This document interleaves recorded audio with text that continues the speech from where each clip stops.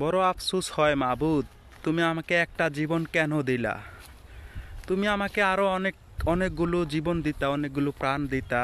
সবগুলো জীবন, সবগুলো প্রাণ আমি তোমার রাস্তায় তোমার জন্য ঢেলে দিতাম, তোমার জন্য শহীদ হইতাম, কোরবানি হইতাম। আর আমার অন্তরে হযরত মুহাম্মদ সাল্লাল্লাহু আলাইহি সাল্লামের ভালোবাসা দিয়ে দাও।